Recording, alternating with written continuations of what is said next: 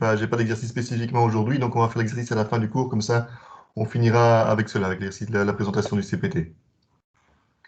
Je vais partager mon écran. Donc, mercredi, on a commencé avec tous les rappels théoriques par rapport aux écrans de soutènement, aux parois verticales et aux écrans de soutènement. Aujourd'hui, on va finir le rappel théorique et alors on va voir les premiers systèmes de soutènement. Donc, on a regardé vraiment théoriquement la semaine dernière les pressions actives, pressions passives, le cercle de Mohr, comment est-ce que tout ça se comporte, quels sont aussi les différents modes de rupture. On a regardé comment on pouvait calculer une pale-planche suivant Bloom. Enfin, on a rappelé ça, normalement vous avez vu ça avec M. Houard. Et voilà, donc cette semaine-ci, on continue. Premier slide ici, par rapport à un calcul suivant l'Eurocode 7. Donc on a vu qu'on pouvait faire un calcul suivant un système déterministe, où on avait des coefficients de sécurité globaux. Maintenant, si on fait un calcul suivant les Eurocodes, on va avoir en fait trois parties dans le dimensionnement. On va avoir une première partie qu'on appelle une partie géo. Ça veut dire qu'on va vérifier la stabilité géotechnique de l'ouvrage, et donc principalement la résistance passive, la capacité verticale, ça c'est vraiment pour le mur en lui-même. Pour le sol, on va regarder le grand glissement à la Bishop. On va regarder les différentes ruptures que l'on peut avoir dans le sol. Et puis alors, on a les dernières choses qui sont les supports. On peut avoir une rupture de l'ancrage, etc. Donc ça, c'est la première partie, c'est géo. On va vraiment s'occuper et vérifier le dimensionnement géotechnique. Donc vraiment, regarder le sol, les valeurs de sol que l'on a. Après, on a le dimensionnement structurel. Et donc, dans le dimensionnement géotechnique, pardon, je reviens là-dessus. Là, on va mettre des facteurs de sécurité principalement sur les paramètres de sol. Donc 1,2 sur tangente phi, 1,4 sur la cohésion, par exemple.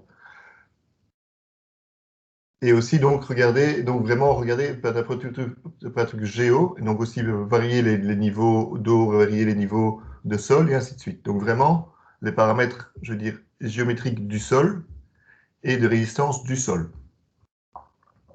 Une fois qu'on a notre calcul géo qui est fait, donc ça se fait dans un calcul de paroi, on va vérifier nos différents éléments structurels. Et là, on va faire ce qu'on appelle alors la deuxième partie, qui est la vérification structurelle. Et donc, on va ici utiliser les autres eurocodes que l'Eurocode 7 pour calculer notre structure. Par exemple, si on a une pale planche, on va avoir un moment qui va être calculé par le calcul géo, et puis on va contrôler cette pale planche en utilisant l'Eurocode 3, donc l'Eurocode acier. Et donc on a ça évidemment pour le mur et aussi pour les différents supports. Et la dernière chose, qui est aussi spécifiquement pour la géotechnique, on va avoir tout ce qui sont les stabilités hydrauliques et uplift. Donc c'est tout ce qui est le claquage de fond de fouille, le renard, ou avoir un problème de soulèvement. Donc qui sont liés à l'eau. Donc ça, c'est vraiment pour l'ULS, donc les limites ultimes. Après ça, comme en structure, on va avoir les limites de service à vérifier. Et là, principalement, on va avoir le déplacement du mur. À côté de ça, le déplacement du mur, en fait, sur le mur va se dépasser, franchement, va se dépasser énormément. On va avoir des fissures qui vont se faire dans le sol derrière, par exemple, parce que le mur s'est trop déplacé. Et donc, on va avoir des problèmes de compaction du mur, du sol. On va aussi avoir des problèmes, du coup, d'étanchéité, étant donné les déplacements que l'on va avoir. Donc, déplacement du mur, première chose qu'on va vérifier en SLS. La deuxième chose qu'on va vérifier, ce sont tous les tassements. Si j'ai des tassements qui proviennent du déplacement du mur, je vais vérifier que ce qui est derrière n'est pas problématique.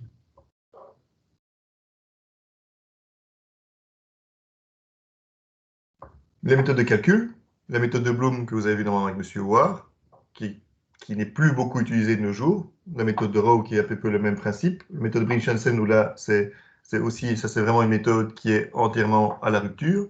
Et alors la méthode qu'on utilise aujourd'hui et qui m'intéresse et que je vais développer plus en détail, c'est la méthode élastoplastique. Comment ça fonctionne? On a notre pale planche ici, et notre pale planche est soutenue par le sol, et le sol, en fait, est représenté par des ressorts élastoplastiques. Donc, en fait, si vous avez vu ça dans les autres cours, c'est un modèle Wickler.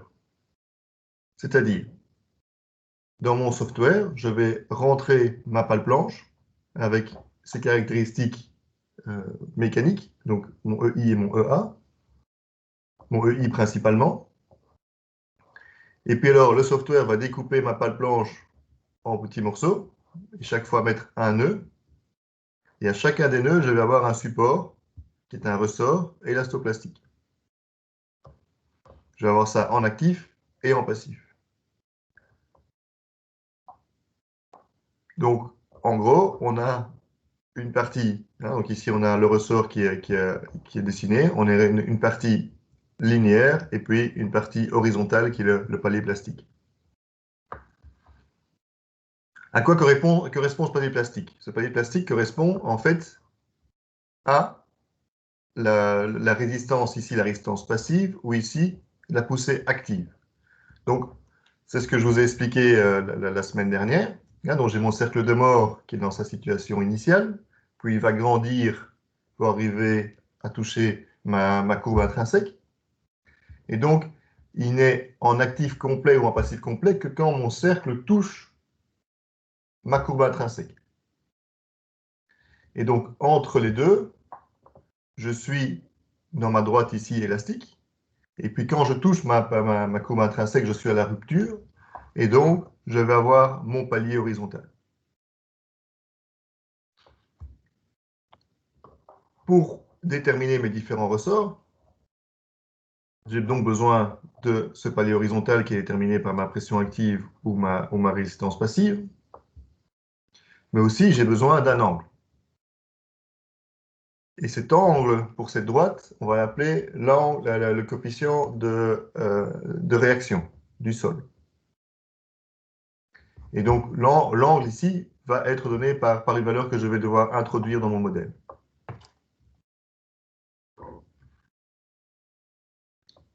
Si on regarde plus en détail, et si on fait des essais, en fait, la réalité de mon sol, il va avoir un comportement qui est ma courbe mauve. Ça, c'est un petit peu ce que nous donnent les différents essais. Si je suis dans un système Bloom, qui est un système uniquement à la rupture, ou Brise-Hansen, je vais avoir en fait une courbe qui est comme ceci. Donc je n'ai pas de partie horizontale, j'ai simplement un saut, et donc je prends soit mon actif total, soit mon passif total, mais je ne vois pas ce qui se passe entre les deux. Et donc, si je prends un système élastoplastique, je vais avoir comme une courbe qui va légèrement mieux se mettre sur la courbe réelle.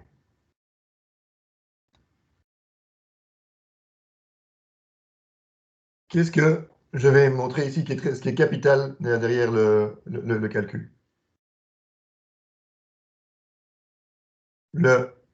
Pour développer, et c'est ce que j'ai montré aussi la semaine dernière, pour développer votre pression active ou pour développer votre pression passive, vous devez avoir un déplacement. Pour mobiliser, on va prendre le passif parce qu'on a ici, on a une échelle plus grande. Pour mobiliser complètement votre résistance passive, vous devez avoir le déplacement maximum passif. Si vous avez un déplacement inférieur, vous ne mobilisez pas complètement votre résistance passive. Idem en actif. Si vous n'avez pas le déplacement complet actif, vous ne mobilisez pas complètement votre pression active. Vous êtes entre les deux. Et c'est ça que le software élastoplastique va vous permettre. Comment ça fonctionne? Je vais revenir ici. C'est un système itératif qui est dans mon software derrière moi. Donc mon software va découper ma pale planche en petits morceaux. Chaque fois, il va mettre un ressort élastoplastique à chaque nœud. Et puis, il va faire une première itération. Cette première itération, il va mettre le passif complet et l'actif complet. Avec ça, il va calculer un déplacement. Avec ce déplacement, il va retourner dans sa courbe ici sur le côté, qui est son cœur. Et le déplacement qu'il a, ben, il va vérifier s'il est complètement en actif, complètement en passif. Et il va faire son équilibre de force. Dans cette première itération, le plus souvent, il va prendre le passif complet et l'actif complet, et donc il a un déséquilibre de force. Donc il va dire, OK, mais en fait, soit j'ai trop de passif, soit j'ai trop d'actif. Mais il va commencer à itérer jusqu'à ce qu'il ait un équilibre entre son actif et son passif. Et pour avoir son équilibre, il va chaque fois retourner dans son petit graphique ici. Il va dire, OK, j'ai besoin d'une force. Hein, donc, il va faire une première itération. Il va dire, OK, je suis en déséquilibre. J'ai trop de passif, j'ai trop d'actif. Je vais diminuer. En diminuant, hop, je vais avoir ici la force que j'ai besoin pour avoir mon équilibre. Avec cette force-là, avec cette force que j'ai ici, j'ai un déplacement qui est donné en actif, qui est donné en passif. OK, je remets ça dans mon système. Avec ces forces-là et ces déplacements-là, ce déplacement-là, je recalcule un effort. Avec cet effort, je refais mon itération pour vérifier ma stabilité, et ainsi de suite. Juste au moment où j'ai une compatibilité effort-déformation, et alors j'ai un système en équilibre. Et donc, pour cela, j'ai déterminé où je suis dans ma courbe, donc j'ai déterminé mes déplacements, j'ai déterminé tout ce dont j'ai besoin. Et donc, je ne suis plus du tout dans un système où je suis à la rupture, je suis dans un système où je suis en équilibre avec des déplacements qui sont donnés. Est-ce que c'est clair pour vous?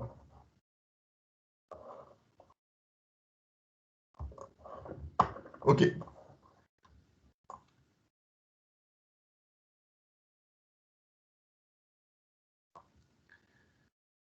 Dans les données que j'ai dû mettre en place, j'ai dû mettre un module de réaction, le module de réaction. Ce module de réaction, en fait, n'a pas de sens physique.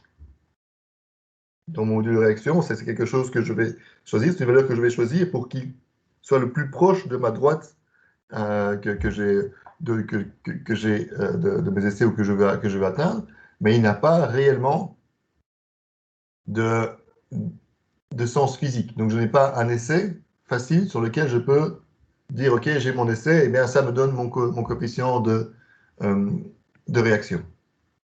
Par contre, il est très important. Pourquoi? Parce qu'il me donne la rigidité de mon sol, donc il va donner ce déplacement qui va permettre de calculer les efforts, et donc cette valeur est quand même très importante dans mon dimensionnement. Comment est-ce qu'on le trouve? Le plus souvent aujourd'hui, on a des valeurs qui sont basées sur des expériences, sur des essais qui sont basés principalement sur le QC, donc sur les essais CPT.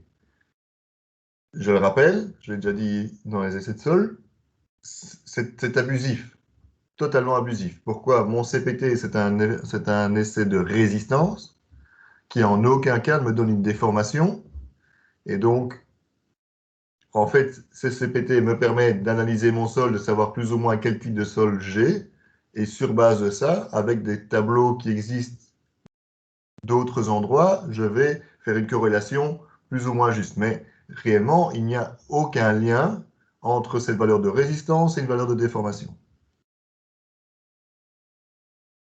Par contre, si j'ai un essai pressiométrique, on a vu le petit ballon qui se gonflait, mais l'essai pressiométrique, lui, me donne une déformation.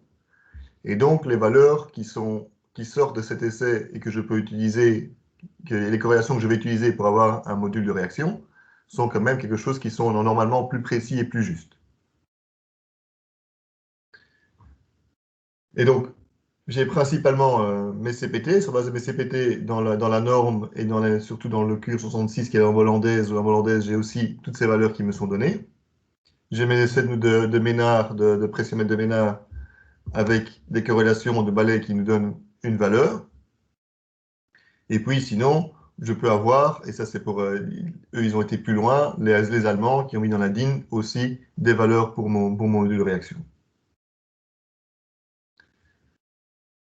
Qu'est-ce qui vaut ce module de réaction? Eh bien, on le voit ici, c'est en néerlandais parce que ça vient de la norme hollandaise. Pour du sable, pour de l'argile ou de la tourbe, eh bien, j'ai des valeurs qui vont dans un sable compact qui vont de 40 000 à 90 000. Vous voyez un petit peu le range que l'on a. Et si on a une argile qui est molle, on a 2000 à 4500.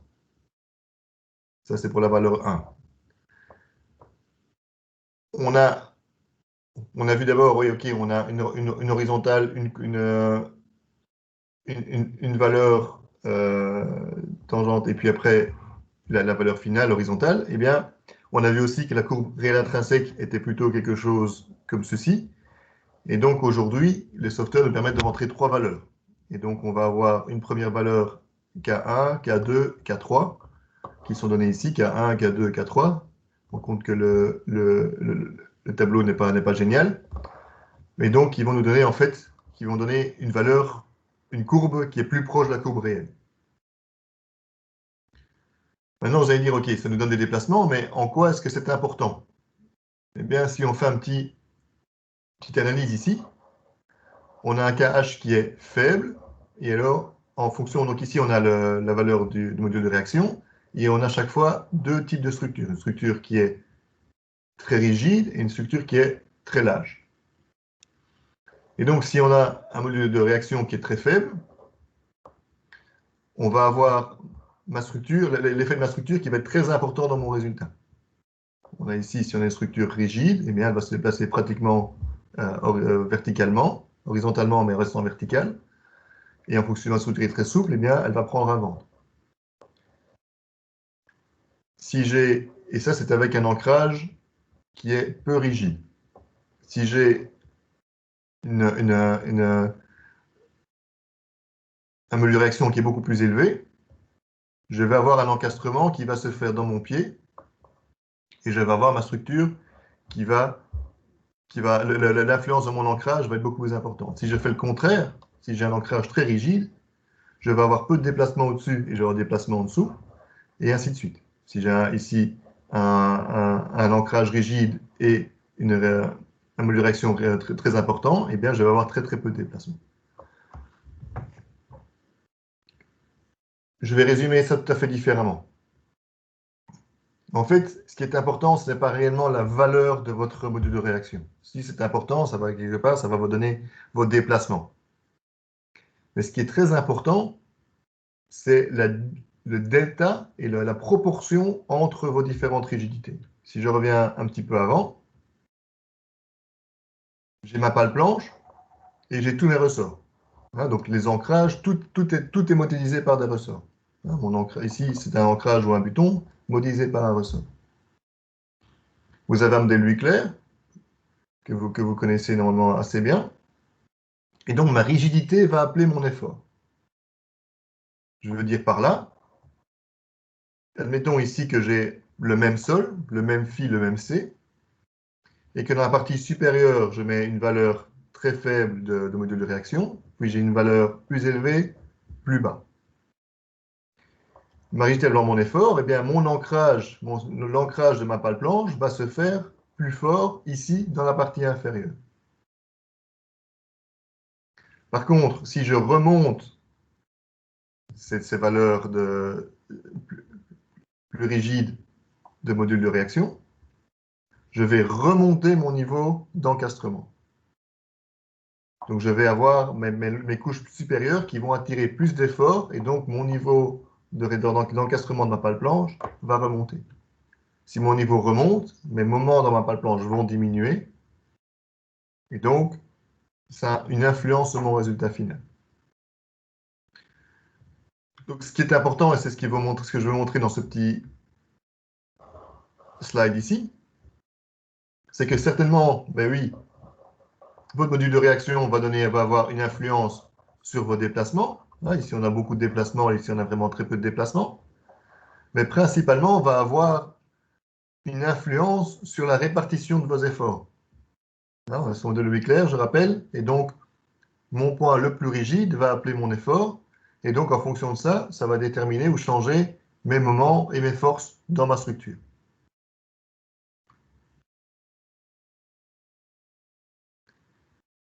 Pour mon modèle plastique, qu'est-ce que j'ai besoin comme données? Clairement, la géométrie de mon ouvrage. Deuxièmement, mes différentes couches, mes niveaux d'eau sont aussi capitales. Mes niveaux de surface, très important. Mes paramètres de sol, mon modus de réaction, la longueur de mon mur, la rigidité de mon mur. Et puis, ce que je peux prendre en compte et qui est spécifique à mon système élastomère, c'est que je vais avoir mes supports, ça je les ai dans un système analytique aussi, mais je peux mettre une force de précontrainte dans mes supports, et cette force de précontrainte est prise en compte dans mon dimensionnement. Si j'ai une grosse force de précontrainte, ça veut dire que mon ancrage va réagir de façon beaucoup plus rigide. Si elle va réagir de façon plus rigide, ça veut dire, comme je viens d'expliquer, qu'il va attirer plus d'efforts à lui. Mais il va attirer plus d'efforts, certainement, mais aussi, il va se déplacer beaucoup moins, puisqu'il est précontraint, donc il va avoir moins de déformation. Et donc, dans mon système élastoplastique, tous mes supports sont remplacés par des ressorts, et donc, ce n'est pas comme dans un système analytique où mes supports vont être un appui fixe.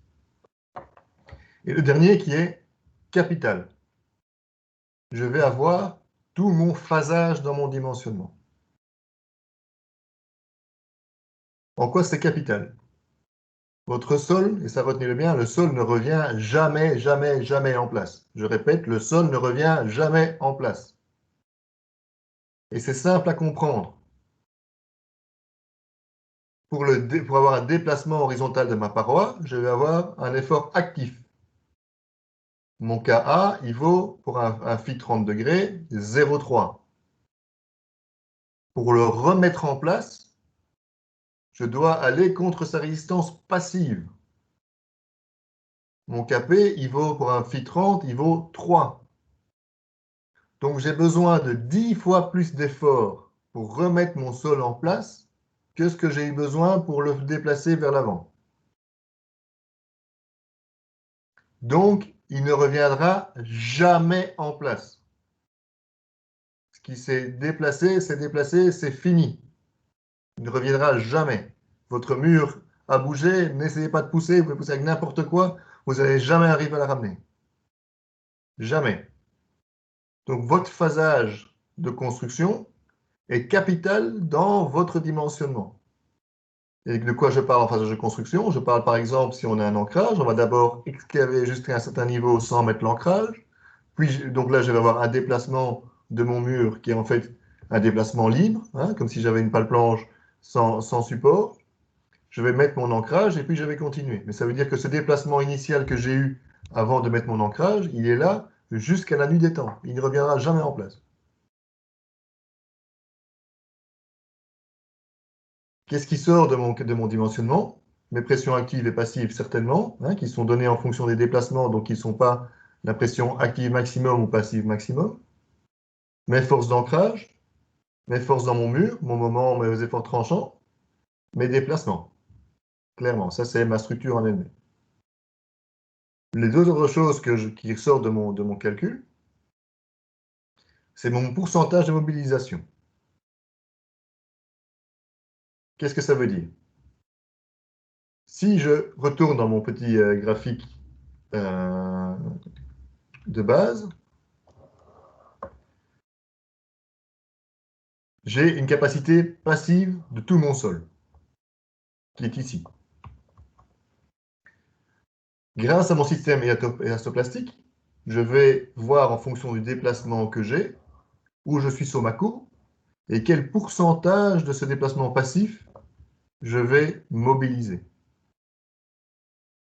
Et donc le software va calculer pour chacun des ressorts où il en est sur la courbe et à quel pourcentage de passif il est. Donc quel est le pourcentage de la résistance du sol ici que j'ai mobilisé.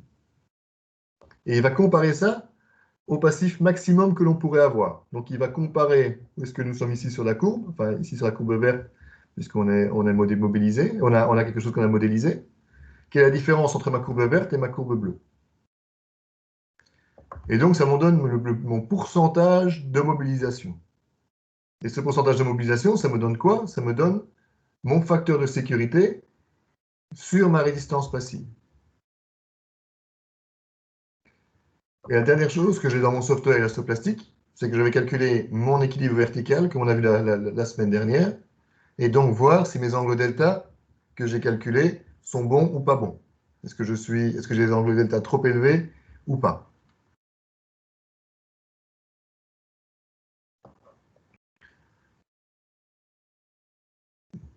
Le principal, les avantages principaux, c'est clairement qu'on va avoir la rigidité du sol qui est prise en compte, donc on va avoir un déplacement qui est mieux calculé. Mais surtout, et je le répète, on va avoir tout l'historique du calcul, et comme mon sol ne revient jamais en place, c'est très important. Je vais pouvoir avoir un calcul avec différents niveaux d'ancrage. Si je fais un Bloom ou un calcul analytique, je vais avoir très difficile de faire un calcul avec différents niveaux d'ancrage. Je vais pouvoir avoir mes précontraintes. Je vais avoir un calcul qui va assez vite en calcul, donc je vais pouvoir faire différentes longueurs, différentes fiches, etc. Je vais avoir mes déplacements qui sont beaucoup mieux calculés. Et puis, c'est vraiment aujourd'hui ce qu'on utilise le plus comme software, donc j'ai des mises à jour qui se font souvent. Pourquoi est-ce que je peux avoir des ancrages multiples ici? Évidemment, tous mes ancrages, de nouveau, sont modélisés par des ressorts. Donc, j'ai simplement une poutre sur ressort, et donc j'ai l'analyse de mes différents ressorts. Donc, si vous avez un software simplement de structure en éléments finis, vous êtes tout à fait possible de calculer votre pale planche avec ce software-là. Des softwares qui sont spécifiques pour cela, qui fonctionnent beaucoup plus facilement, qui sont moins chers, et ainsi de suite. Mais sinon, vous pourriez vous-même, sur base de ce software de structure, qui est un module non linéaire, de rentrer chacun de ces ressorts non linéaires dans votre software structure et d'avoir comme ça votre calcul élastoplastique de votre pale planche. Les itérations, vous devriez les faire à la main dans ce cas-là, hein, mais c'est la seule chose. Quelles sont les limitations principales? La première, c'est que mon module de réaction, c'est quelque chose qui ne sort pas de mes essais directement. Donc, je vais moi-même, comme ingénieur, décider qu'est-ce que je vais avoir comme valeur. Le deuxième, c'est que mes ressorts ne sont pas couplés.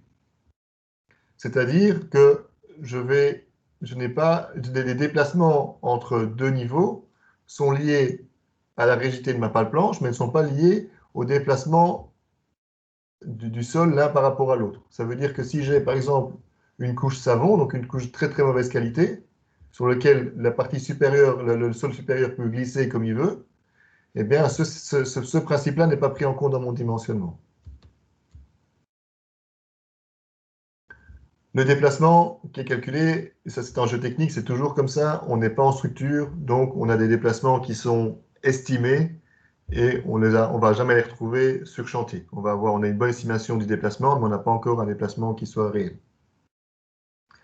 Et la dernière chose, c'est que, et ça c'est le problème avec tous les softwares que l'on a aujourd'hui, de plus en plus ils deviennent des black box. Ça veut dire que vous mettez des paramètres dedans, vous laissez tourner, et puis vous avez un résultat derrière.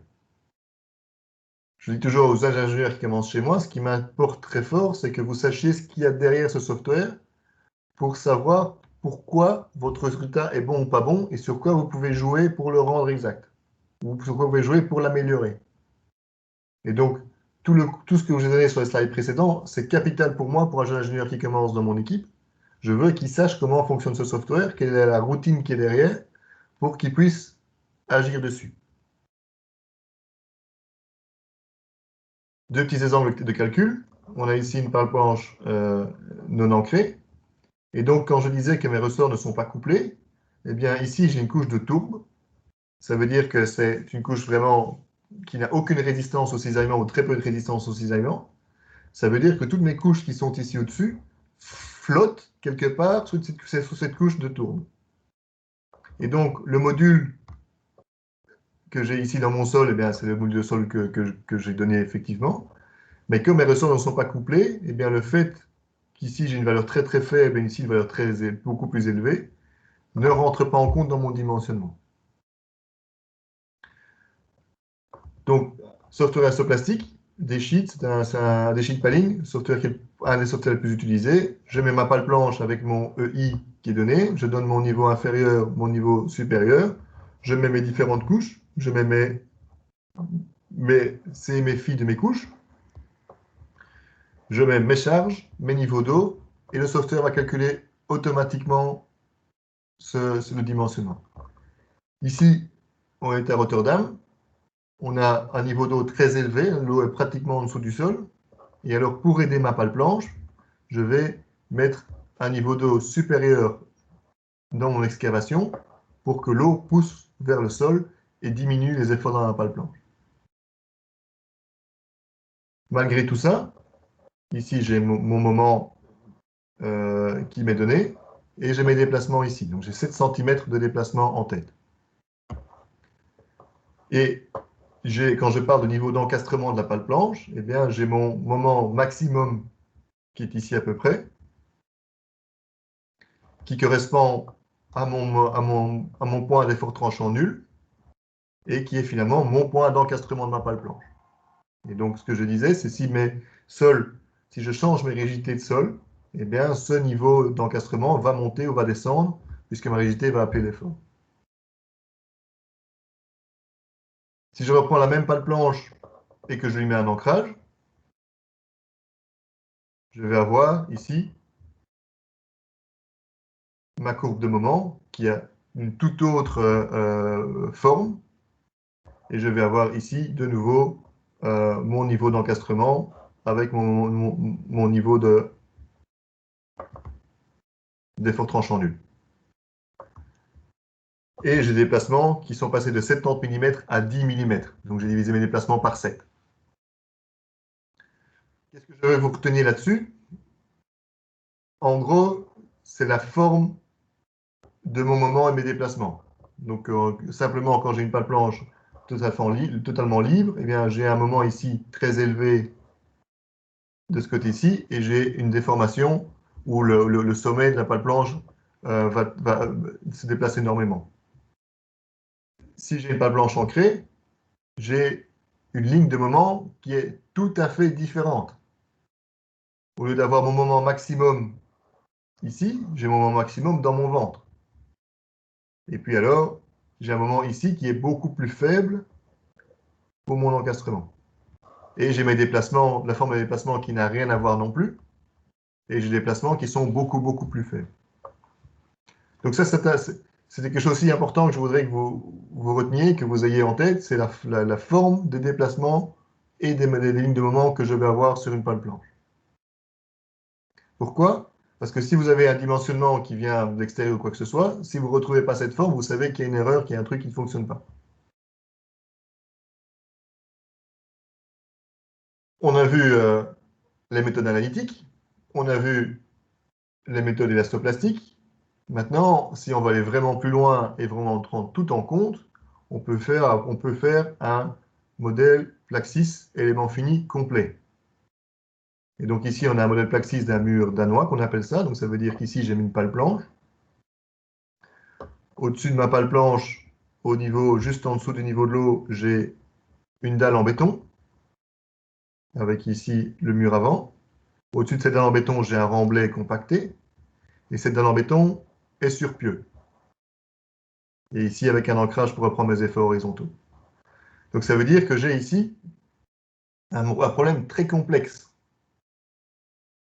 Et j'ai une interaction entre mon mur, entre ma dalle en béton, entre ces dalles en béton et les pieux, et entre toute ma structure dalle en béton mur avant, et avec cet ancrage. Et donc mon système élastoplastique de base n'est pas capable de prendre en compte ce niveau de complexité.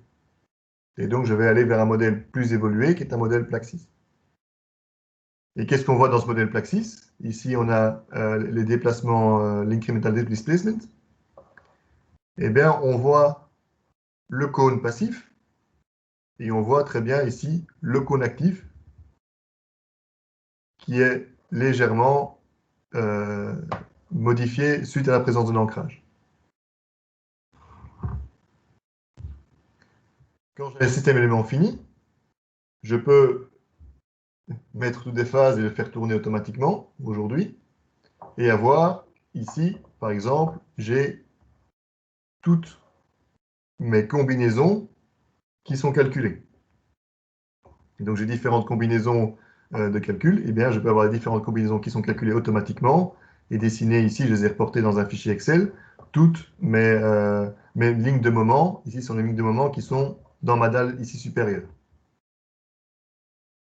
Et donc on voit clairement la position des deux pieux et alors le ventre dans la dalle. Et j'ai la même chose sur mon mur avant.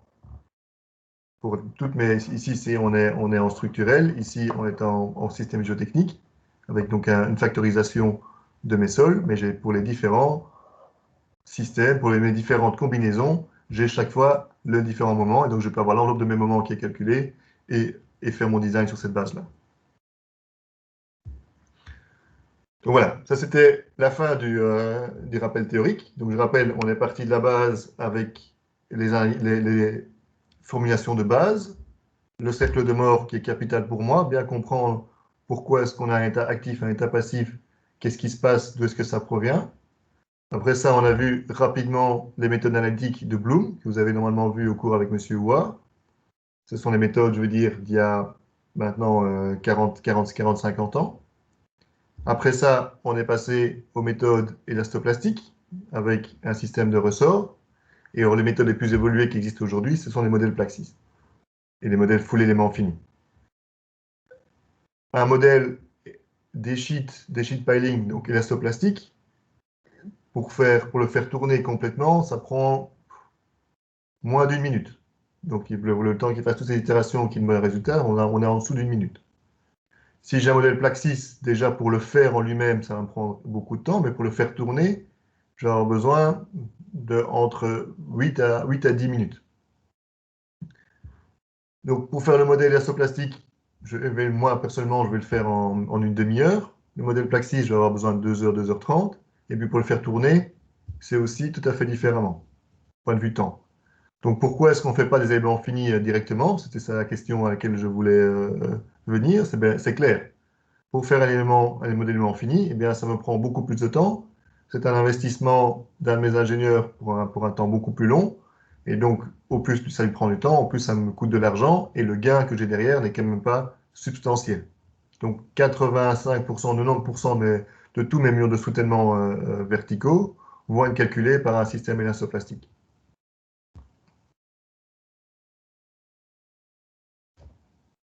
Un petit bouclap pour passer à la deuxième partie du cours d'aujourd'hui. On va parler vraiment des systèmes qui existent pour de systèmes de retenue.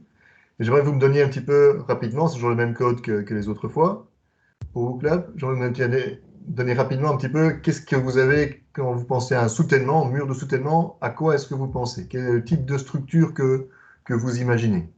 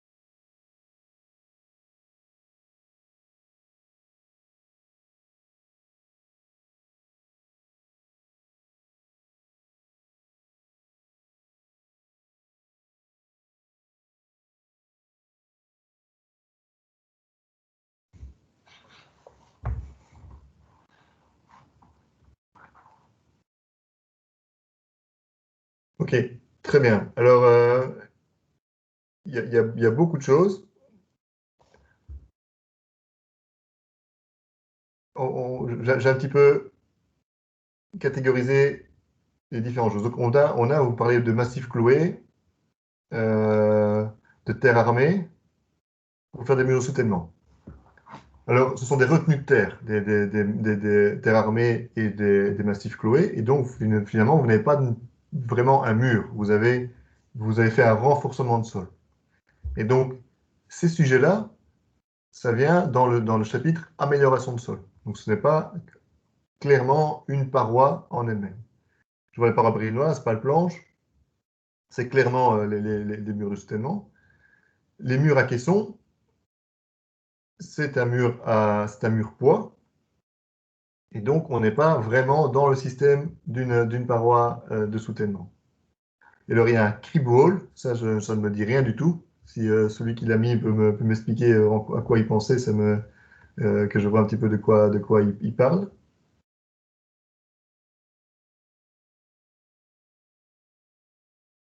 C'est moi qui ai mis ça, mais en fait, on avait vu ça avec Monsieur War, mais on était vite passé dessus.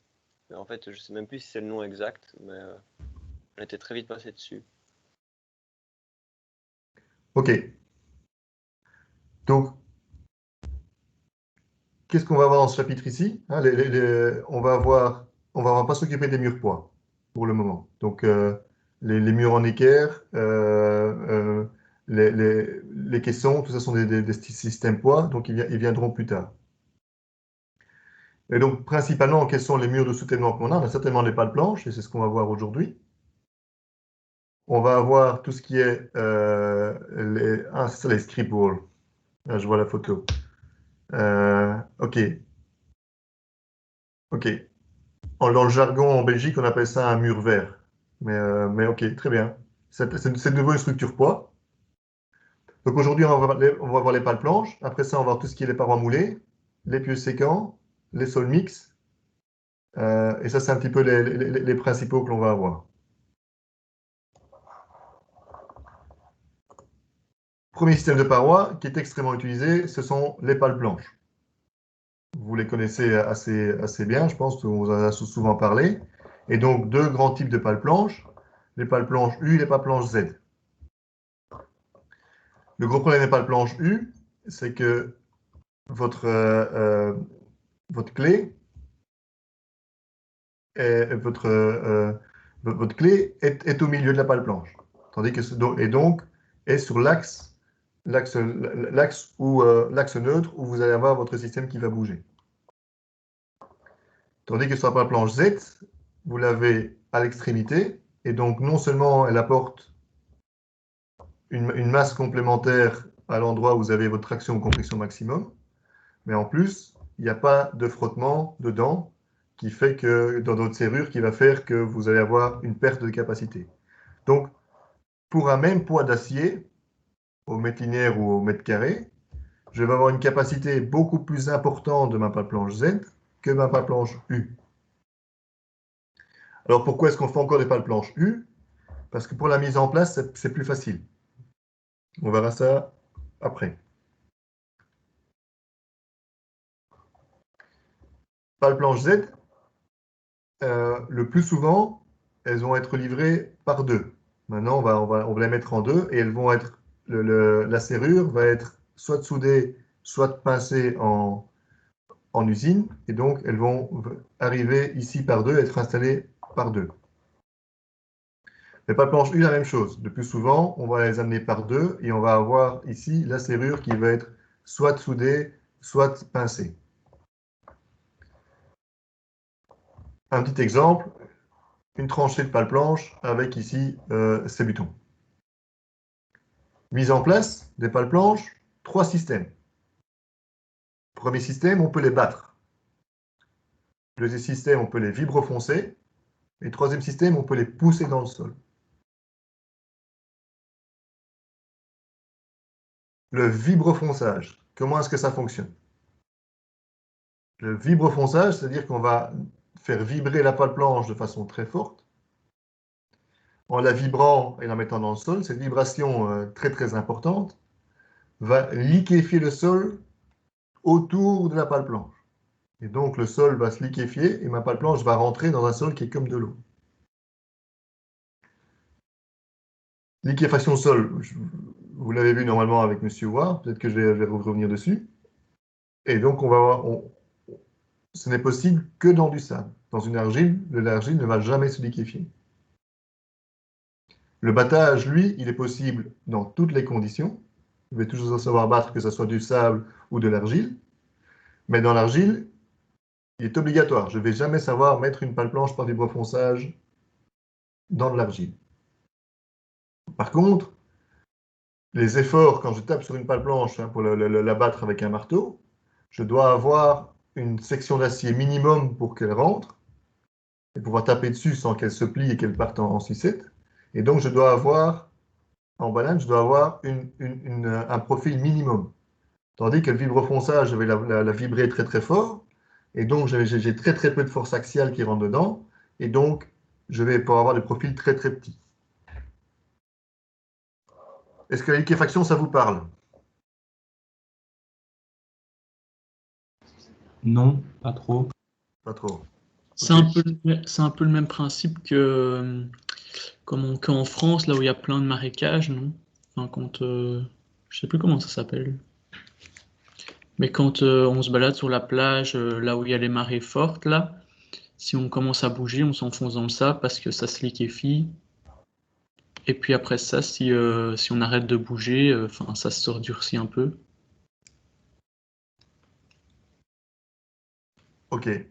Je sais pas si vous voyez ce que je veux dire. Oui, mais c'est pas trop ça. Mais donc, je vais mon petit tableau. C'est pas ce qui se passe quand on utilise par exemple un déodorant ou autre.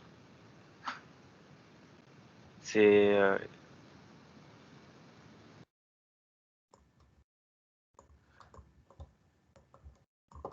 Donc, si on repasse à la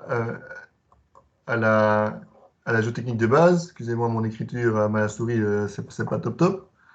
Donc, ma résistance au cisaillement d'un sol, c'est ma contrainte effective fois mon tangent phi.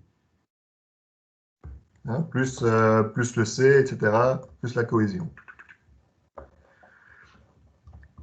Ici, je suis dans le ça, donc je n'ai pas de cohésion. C'est très important. Et donc, mon sigma, c'est mon sigma total moins ma pression d'eau. Et donc, le principe de liquéfaction, c'est en fait dire on va exercer une vibration dans le sol très importante.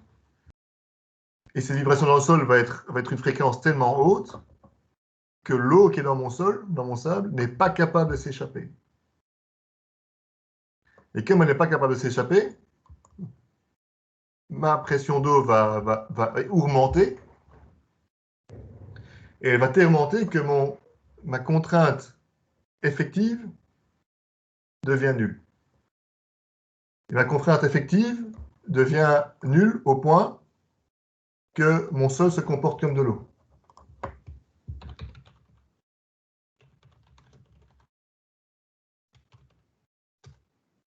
Et donc, comment est-ce que ça arrive? Et je vais donner deux, trois exemples ici. Comment est-ce que ça arrive? Le plus souvent, c'est un phénomène qui est très connu dans les zones sismiques. Et donc, si vous avez... Ici, c'est une photo de Kobe, hein, du tremblement de terre au Japon, où ça a été très important, les dégâts. Eh bien, ici, on a tout un mur de quai, on a même ici des bâtiments. On a eu le tremblement de terre, et par l'augmentation des pressions interstitielles que le tremblement de terre a causé, le sol s'est liquéfié et a commencé à se comporter comme de l'eau. Et donc est parti comme s'il y avait un énorme glissement de terrain. Et donc ici, on voit par exemple, hop, ben là, la voiture, elle est rentrée dedans. Ici, tout est parti. Et par exemple, on a un exemple qui est connu, avec toute la barre d'immeuble qui est partie. Le sol en dessous s'est comporté comme de l'eau et tout est parti. Et donc, quand vous avez un glissement de terrain, vous avez une pente et donc vous avez le sol qui dévale la pente. Ici, il n'y a pas de pente. Et si vous regardez bien, en fait, on voit les petits pieux qui sortent ici. Mais soit. Donc on n'a pas de pente, on a juste le sol plat, et donc par cette augmentation de pression interstitielle, on a ma contrainte effective qui devient nulle, et en devenant nulle, mon sol se comporte comme de l'eau, et donc tout s'en va. Ce que moi je cherche, évidemment, c'est pas à cette échelle-là, je cherche à liquéfier mon sol uniquement le long de ma balle blanche. Et donc je vais donner cette vibration très très importante au sol pour monter très très localement mes pressions interstitielles de façon importante. Et, suite à ça, je vais liquéfier mon sol et ma pâte blanche va rentrer dans le sol. Et donc elle va entrer dans le sol sans le moindre effort, hein, on est clair là-dessus. Ce que je vais avoir mon vibreur et cette pâte blanche va descendre toute seule dans le sol.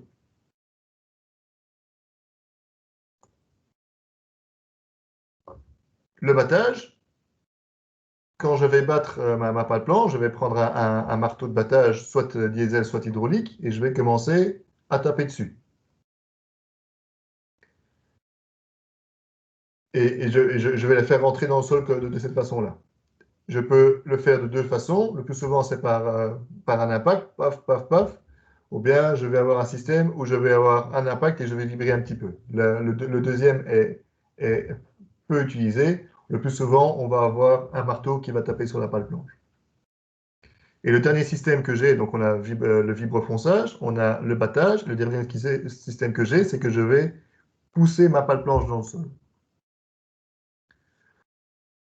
Donc ça veut dire que vraiment, je vais pousser, je vais mettre une machine qui va prendre une force terrible et qui va pousser le système dans le sol.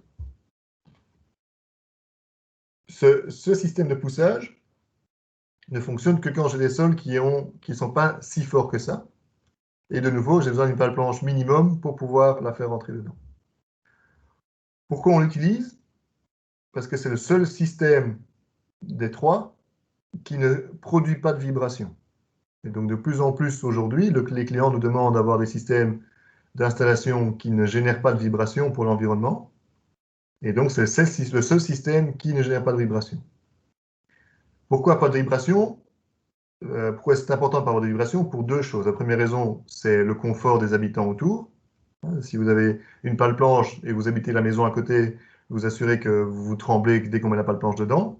Et donc si vous avez un sable un peu dur, et bien même sur les chantiers, on est à 300 mètres dans la cabine de chantier de la pâle planche et on sent le bureau qui tremble. Donc il y a un confort certainement.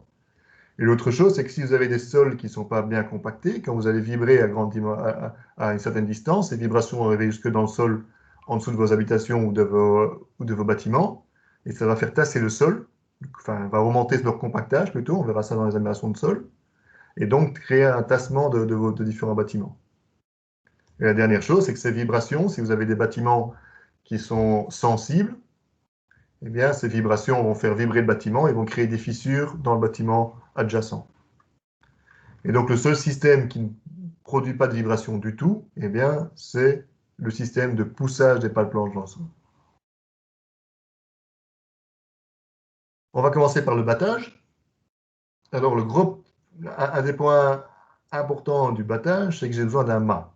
C'est-à-dire que pourquoi? J'ai mon marteau qui a une très grosse masse. Et ma pâle planche, même si elle est, comment dire, assez forte, elle n'est pas capable de porter cette masse de mon marteau. Donc mon marteau est un élément lourd. Et donc j'ai besoin d'un mât pour guider ma pâle planche, mais surtout pour porter mon marteau pendant qu'il bat. Ici, on a un système de marteau diesel. On a la masse.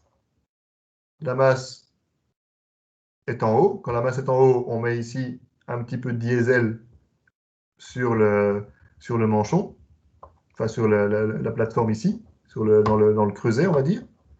La masse tombe. Quand elle tombe, elle met une énergie sur le creuset, ce qui génère une explosion, et l'explosion fait remonter le marteau. Et donc, j'ai un système qui fait pac, pac, et chaque fois, vous avez un bruit énorme, important quand même, de ce marteau qui chaque fois tombe sur le système. Et la dernière chose, c'est que quand vous avez un marteau diesel tel que celui-ci, ben, vous avez une certaine pollution aussi. Donc, marteau diesel, le gros avantage du marteau diesel, c'est qu'il n'est pas cher. C'est un système connu et c'est pas cher. Son gros désavantage, c'est qu'il fait énormément de bruit et qu'il pollue. Et aussi, il ne peut pas marcher sous eau. Ça, c'est dans certains cas. Puis vous avez les marteaux qui sont plus évolués, qui sont plus utilisés aujourd'hui pour des gros battages, qui sont des marteaux hydrauliques, où là, on a un système hydraulique et on tape avec le marteau dessus. On verra ça juste après. Donc, marteau diesel, on le voit ici. Et donc, on a chaque fois un mât de battage pour tenir et pour le guider. Hein, donc, soit il est sur une grue, mais ici, on peut le mettre sur une plateforme. Et donc, on a le mât de battage qui va battre la pale planche. Le marteau hydraulique, on a le marteau IHC ici. Et donc, il est de nouveau sur un mât et il va battre la pale planche. Ici, il va battre un profil dans le sol, mais bon, il peut battre des pieux, il peut battre des pales planches, il peut battre un peu tout. Donc, on a un marteau hydraulique ici qui va fonctionner avec un système hydraulique. Comment est-ce qu'on met ça en place? Petite vidéo, en espérant qu'elle démarre. Oui. D'un système de battage. Donc là, j'ai un petit marteau. Soyons clairs, j'ai un marteau qui est sur une excavatrice et donc je vais mettre des pales planches dans le sol. Bon.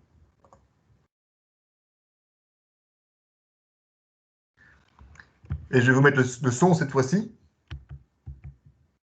Si j'y arrive.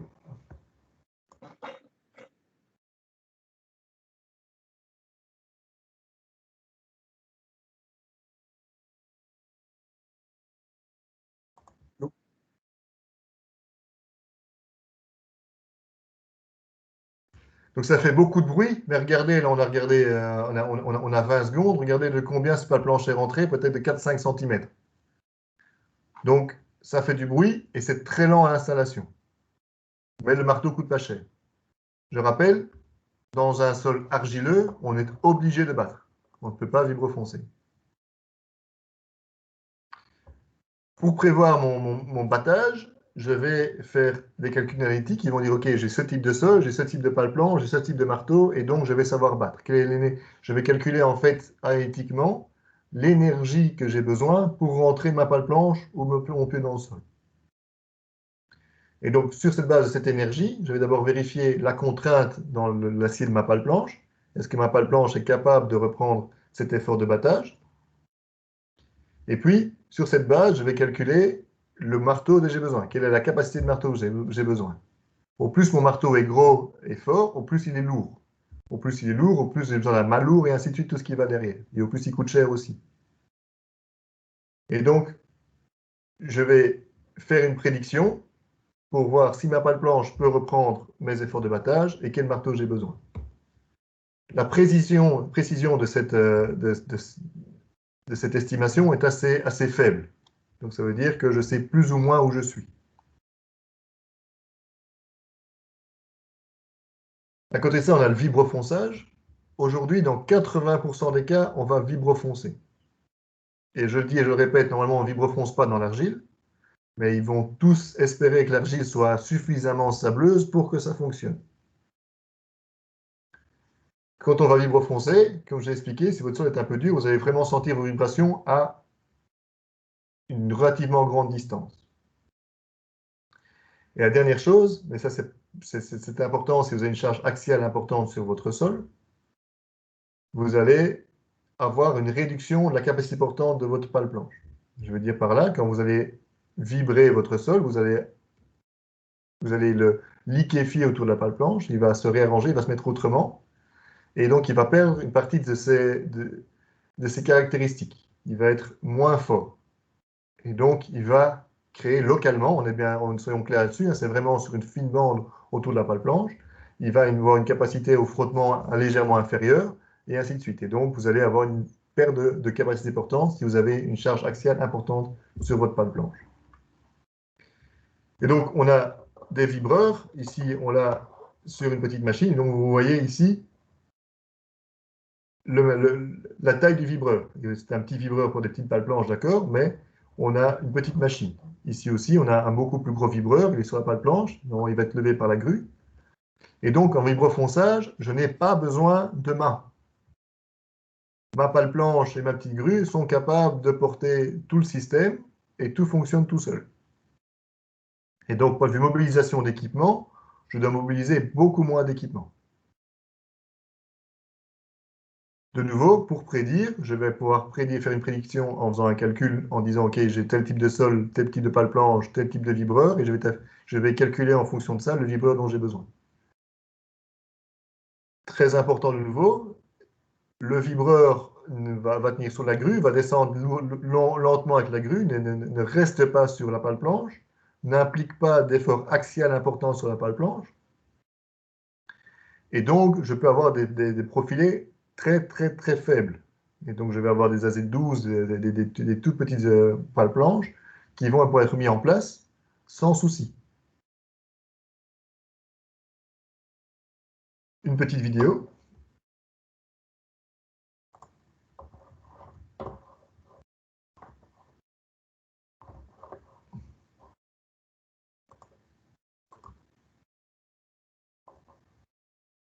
Donc, il va lever la pale planche. J'essaie de mettre le son, mais...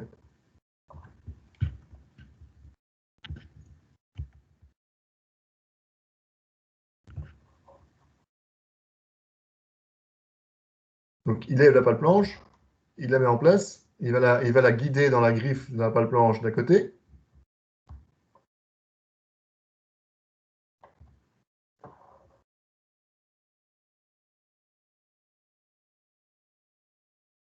Il la guide doucement.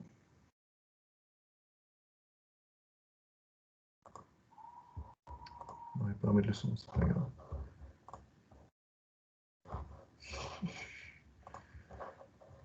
Oui, pardon. Voilà. Donc, il va...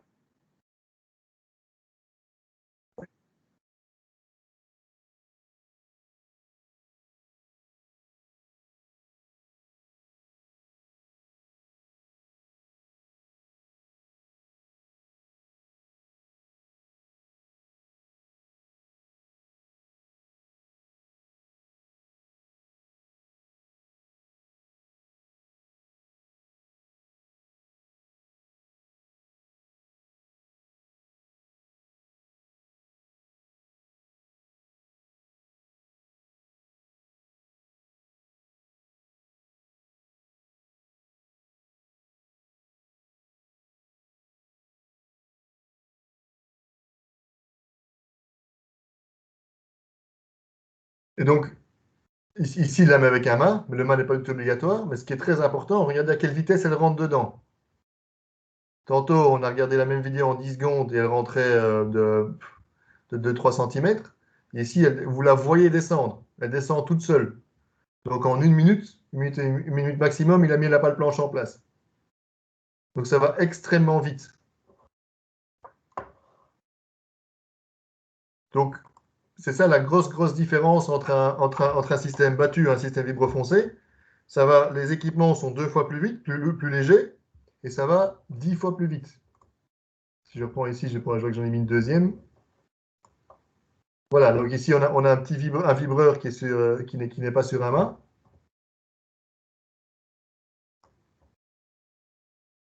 Il met des profilés pour guider. Il lève sa pale planche. Il va la mettre dans la griffe pour la conduire. Il lève son vibreur. Il met son vibreur dessus. Hop, elle pince. Hop, et c'est parti, quoi.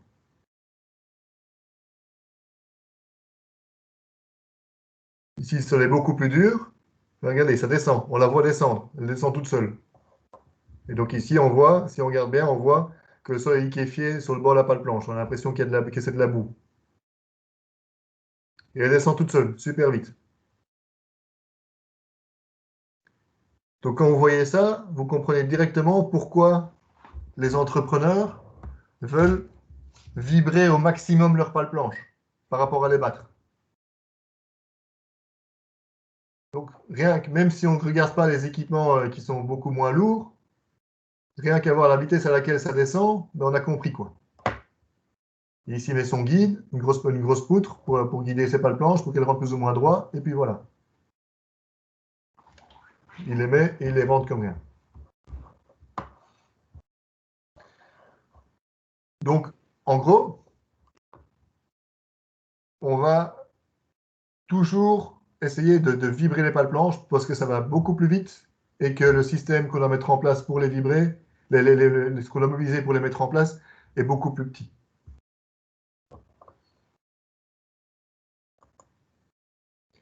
Dernier système, les poussées. Et donc, comme j'ai expliqué, le principe des poussées, eh bien, on va faire ça pour ne pas avoir de vibration. Le système le plus habituellement utilisé, ça s'appelle un silent piler. Ça fait, seulement parce que ça ne fait pas de bruit. Et donc, elle va prendre sa réaction sur les pales planches qui sont déjà dans le sol pour mettre la suivante. Et donc, au fur et à mesure, elle va pianoter comme ça entre ses pales planches pour les descendre les unes après les autres. Donc, elle a besoin de 3 pales planches pour démarrer, ou 4 ici, que je dois mettre d'une autre façon. Donc, soit je vais faire venir un équipement qui est quand même capable de les pousser, mais qui vont les pousser dans le sol, soit je vais devoir vibrer ou battre ces 4 premières pales planches. Et puis, le système est parti tout seul. Et donc, chaque fois, il prend la pale planche, il la pousse, il prend la pale planche, il la pousse. Le gros avantage, c'est qu'elle avance toute seule, et donc, je n'ai pas besoin de plateforme, je n'ai pas besoin d'avoir accès. Donc, je peux faire ça en plein milieu de l'eau, par exemple. De nouveau, ici, on voit la machine, ici sur 3 pales planches, et elle pousse la suivante.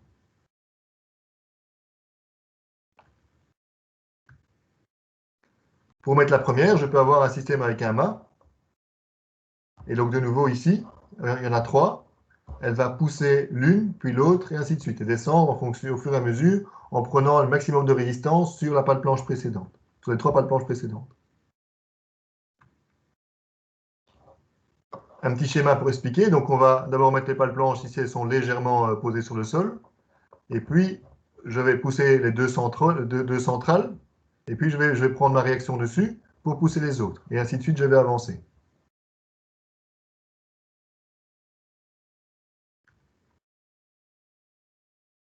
Une petite vidéo avec la machine.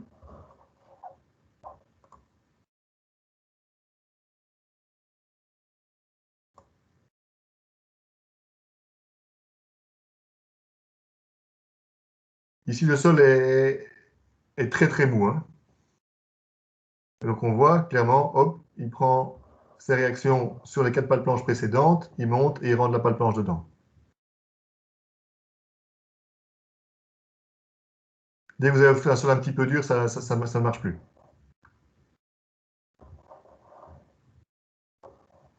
Par contre, c'est très silencieux et ça ne crée pas de vibration.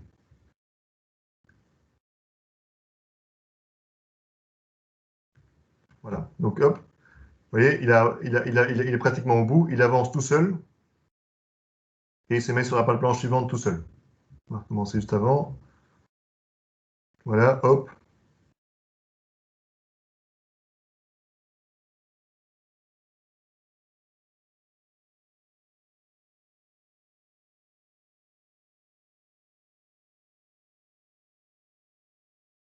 Et voilà, il se met en place, et il va continuer à pousser jusqu'au bout, et puis après il va prendre la suivante. Donc il avance tout seul de pale planche en pale planche. Donc je n'ai pas besoin de mobiliser d'équipement, entre guillemets, de levage pour bouger mon installation. Et donc je peux faire ça en plein milieu de l'eau s'il faut. Monsieur, Oui, j'avais une question par rapport au vibrofonçage. Parce que vous aviez dit que ça augmentait la pression de l'eau localement, mais si jamais par exemple il y a un sol qui est complètement sec, est-ce que ça marche quand même ou il n'y a pas d'eau par exemple? Est-ce que ça glisse? il y a toujours un petit peu d'eau. Mais vous avez raison, ça fonctionne. Dans du sable, ça fonctionne toujours très très bien. Et en fait, il y a toujours un petit peu d'eau, d'humidité résiduelle qui fait que ça fonctionne aussi. Ok. Donc il n'y a vraiment que dans l'argile et dans l'argile que ça ne fonctionne pas, quoi. Parce que là, votre eau est complètement emprisonnée et donc elle ne devient jamais libre. Ok, ça va, merci.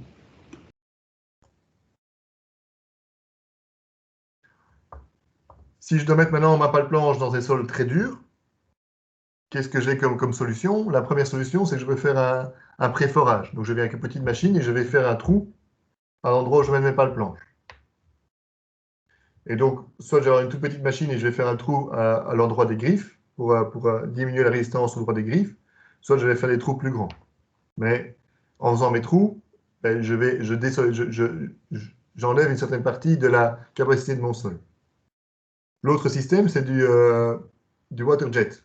Donc, je vais mettre des tubes d'injection le long de ma pale planche et je vais injecter de l'eau à très haute pression au bas de la pale planche pour la faire rentrer dans le sol. C'est le même principe que ce qu'on a vu dans le chapitre pour le rabattement avec mes cannes filtrantes où je mettrai la pression au pied de ma canne filtrante pour la faire rentrer dans le sol. C'est le même système. Mais de nouveau, je vais créer un trou dans mon sol et donc je vais diminuer la capacité de mon sol. Donc, si j'utilise ce système-là, certainement avec le water jet, je vais avoir des problèmes de capacité portante de ma pale planche. Je vais faire très très attention. Et donc, le plus souvent, on va utiliser ce système pour l'aider, et même si on va vibrofoncer. Et si on a besoin d'une capacité portante verticale, les 2 derniers mètres, on va les battre. En battant, on ne diminue pas les capacités du sol. Tolérance d'installation, on va avoir plus ou moins 7,5 cm en plan, et on va avoir une inclinaison de 2%. Donc, ça veut dire que la pale planche ne va pas descendre d'office vertical, et on dit qu'on va avoir une tolérance sur l'inclinaison même de plus ou moins 2% avec la profondeur.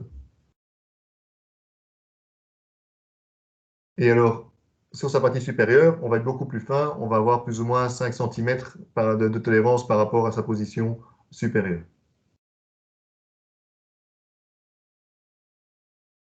Le water jet, comme je vous expliquais, donc on va avoir une pompe et on va avoir ici des injecteurs. On les voit ici, les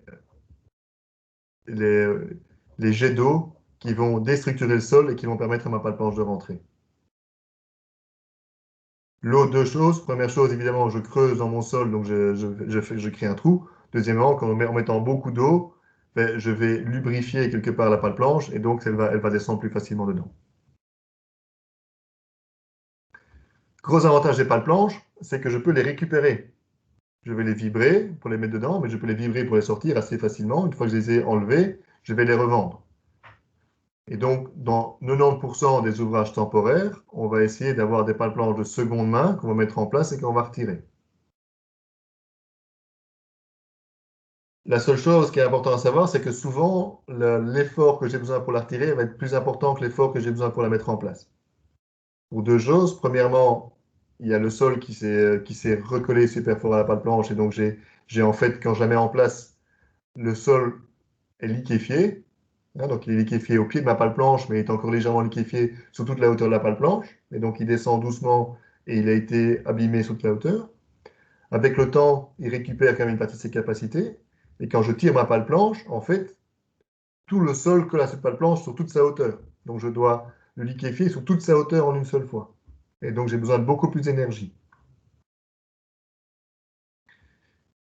L'autre chose, c'est que souvent j'ai construit quelque chose contre ma pale planche, ou en tout cas j'ai travaillé tout près, et ces éléments-là, c'est parfois du béton, c'est parfois n'importe quoi, fait en sorte que mes pales planches eh bien, sont mieux tenues. Dernière chose, quand je vibre ma pale planche en place, je vais créer des vibrations qui vont créer des tassements. Quand je l'enlève, je vais recréer des tassements aussi. Et donc, il faut regarder si ma pale planche n'est pas trop proche de mon ouvrage. Parce que si elle est trop proche de mon ouvrage, elle va créer des tassements en dessous de mon ouvrage. Et la dernière chose, je vais retirer mes pales planches. En tirant ma pale planche, je vais créer un trou. Et dans ce trou, si mon trou reste ouvert, eh bien, je peux avoir de l'eau qui vient se mettre dedans.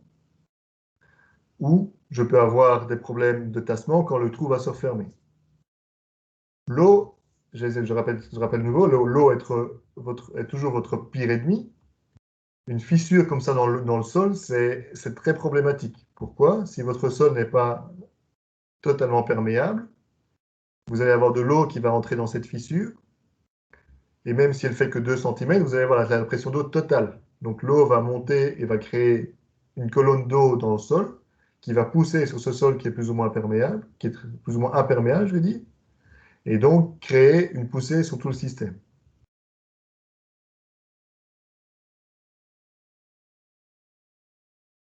Les résistances de pale planche en U, pale planche en Z. Je vais expliquer. La pale planche en U, vous avez l'axe neutre qui passe par la griffe, et donc vous avez une capacité de déplacement de l'une par rapport à l'autre. Et donc vous avez une chute énorme de la capacité de la pale planche en U. Et donc si vous avez une pale planche en U toute seule, on a l'axe neutre en fait qui est à ce niveau-ci. Si on les met par deux et on les pince par deux, on a un axe neutre qui est de ce côté-ci. Et si on arrive à les mettre pratiquement toutes ensemble, eh bien, on a un axe neutre qui se retrouve au niveau de la griffe et de l'axe même. Et donc, si on la prend toute seule, on va avoir pratiquement 50%, même un peu moins de 50% de la capacité d'une pale planche continue. Une pale planche double, on va avoir 60-70%. Et donc, quand on a nos catalogues, il faut faire bien attention à cette capacité. On se rend dire qu'on est une U, et donc on a une capacité réduite de la pale planche.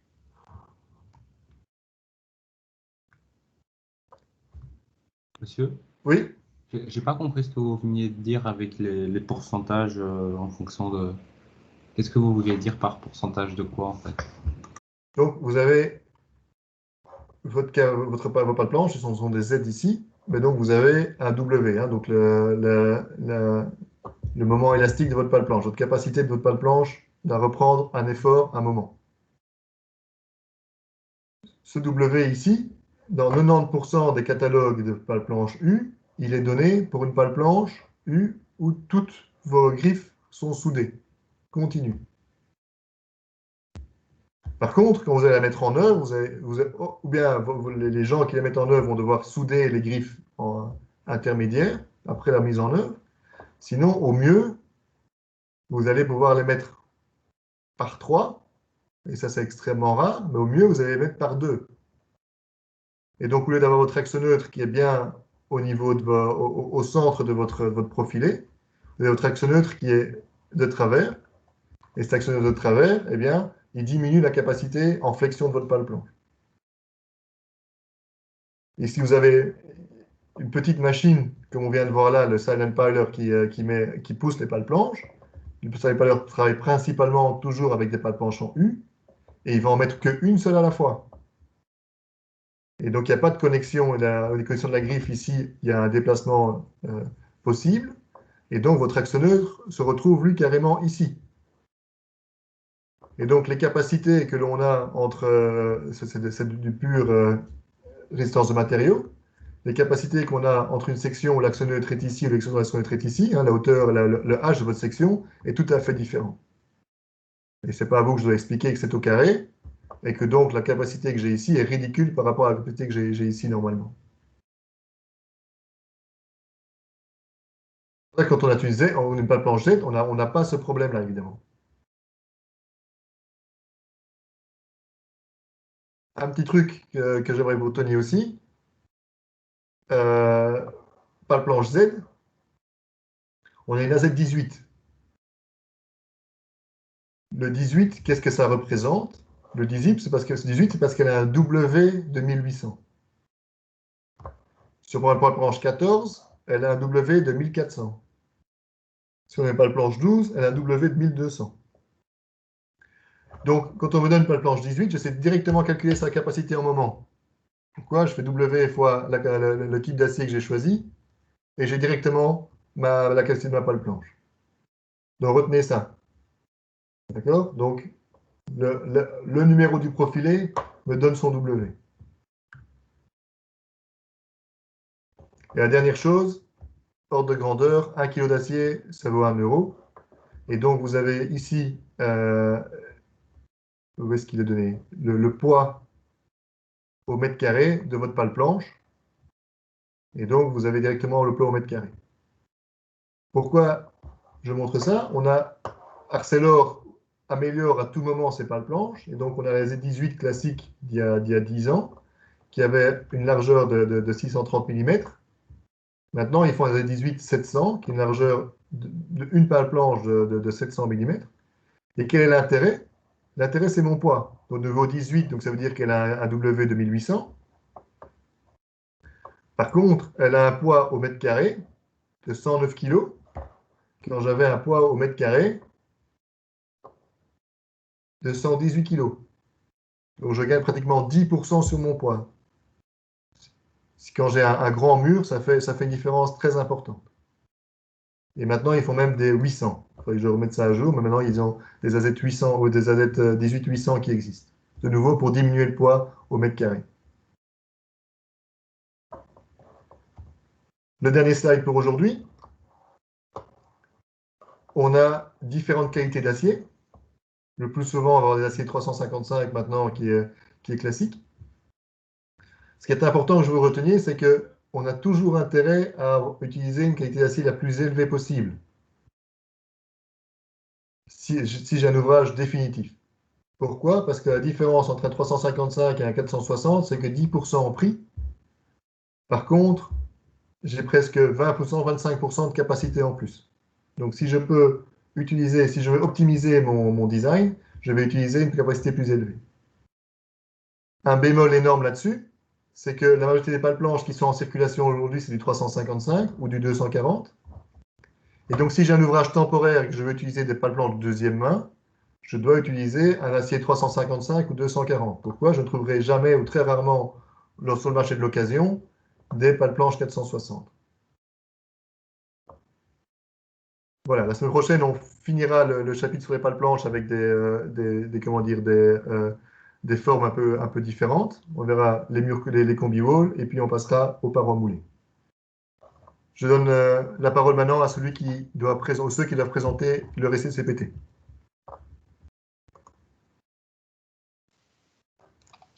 Oui, bonjour. Donc on commence à partager notre écran.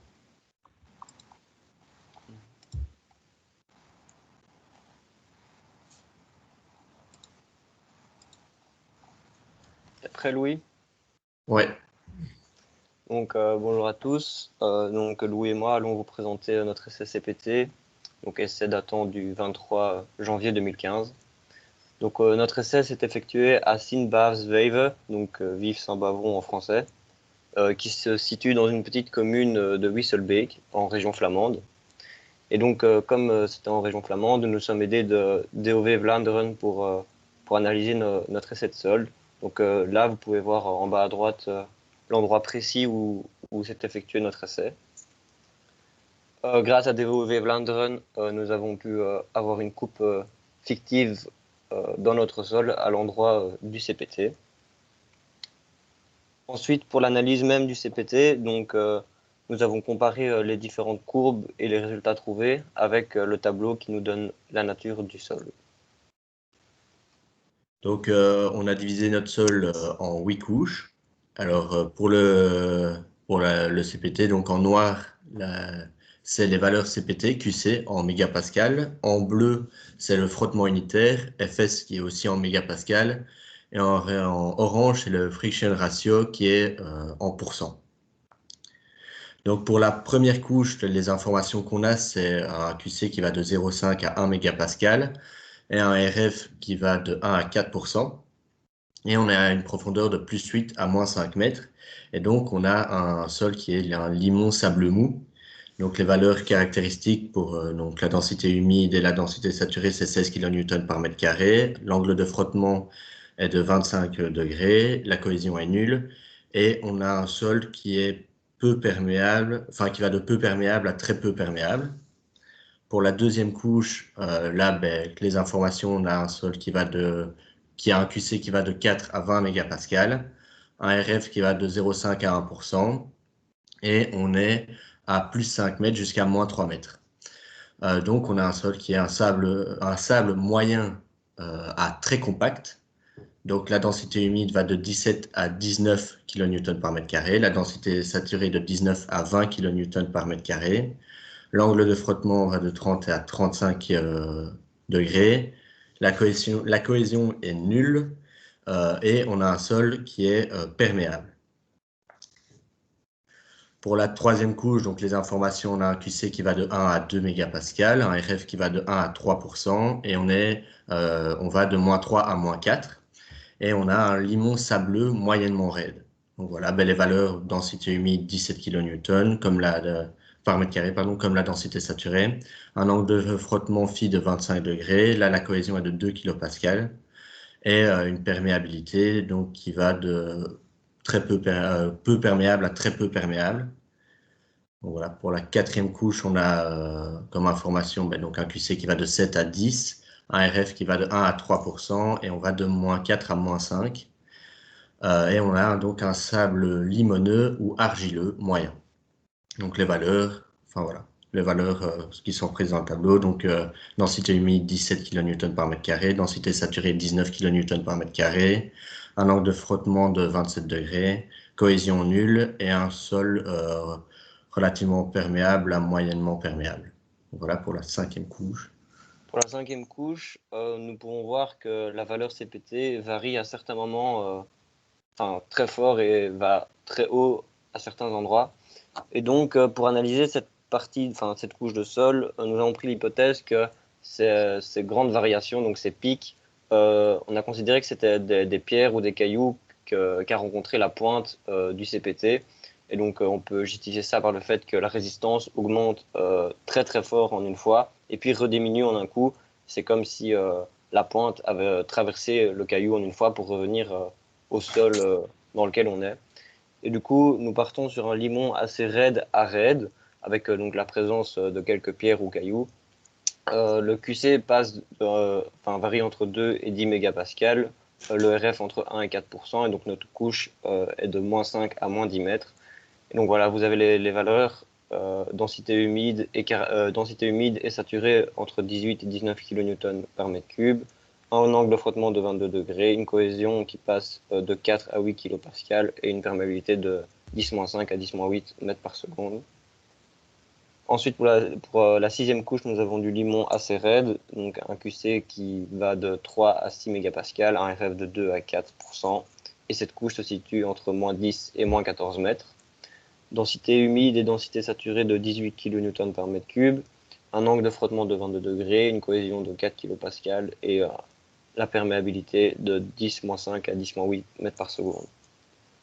L'avant-dernière couche, nous avons une couche de limon raide. Donc, pourquoi? Parce que notre QC, donc la valeur CPT, va de 4 à 14 mégapascales, un RF entre 2 et 4%, et donc cette couche se situe entre -14 et -15 mètres. Pour les valeurs caractéristiques, donc nous avons 19 kN par mètre cube pour la densité humide et saturée, 22 degrés pour l'angle de frottement, 8 kPa pour la cohésion et une perméabilité qui est toujours de 10-5 à 10-8 mètres par seconde. Et enfin, notre dernière couche qui est également du limon raide, parce que nous avons un QC qui varie de 4 à 6 mégapascales, un RF de 2 à 4%. Cette couche se situe entre -15 et -20 mètres. Et donc, nous avons une densité humide de 19 kN par mètre cube, un angle de frottement de 22 degrés, une cohésion de 8 kPa et une perméabilité de 10-5 à 10-8 mètres par seconde. Voilà. Ok, on retourne un petit peu au CPT de base. Oui, avec toutes les valeurs dessus. Voilà. Donc, il y a deux, trois petites choses que je voudrais voir avec vous. La première chose, c'est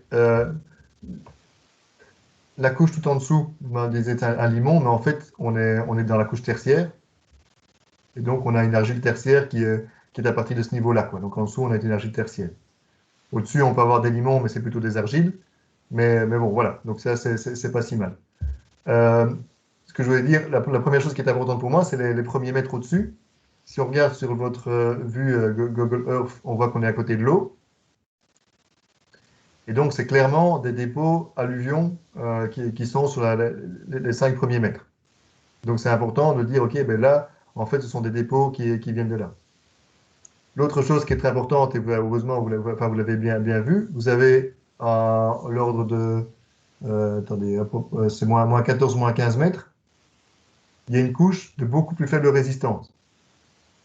Et donc, cette couche est problématique si je fais mes pieux, soit je dois être largement au-dessus, soit je dois être en dessous, mais j'ai une couche de mauvaise résistance là, et donc dans mon calcul de dimensionnement de pieux, je dois faire attention à cette couche qui est là. Et dernière chose, vous avez des pics dans la couche inférieure, vous dites que c'est des pierres. Je peux le croire, mais normalement, dans cette zone-là du pays, il n'y a pas de pierres. Les formations qui sont là ne sont pas connues pour avoir des pierres. Donc oui, il y a un obstacle, quelque chose qui s'est passé. Qu'est-ce que c'est? On ne sait pas trop.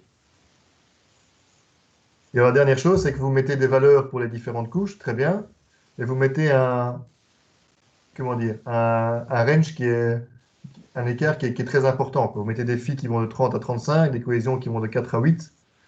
C'est énorme point de vue range. Donc moi, je voudrais que vous osiez prendre une valeur et dire, OK, pour nous, avec les valeurs qu'on a là, etc., ben, on pense que c'est cette valeur-ci.